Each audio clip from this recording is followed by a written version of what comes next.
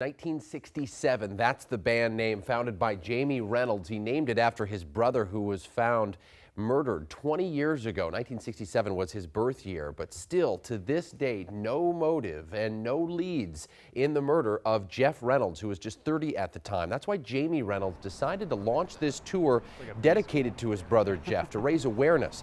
This 10-city stop comes on the 20th anniversary of Jeff's death. He was just 30 and was found shot to death in his home in Skagit County by his fiancée. Detectives, again, tell us recently they have no clear leads here. We checked back in with them and they say nothing's changed. But Jamie and his band play on with the hope someone will now step forward. But we're still trying to figure out what happened to him and obviously celebrate his life and have a good time because he was a musician as well. He'd love to do something like this, so we're kind of carrying on his legacy right now. It's pretty exciting. Detectives say it's good to see what the band is doing because who knows, the attention may stir up someone's memory or drum up some new tips in the case.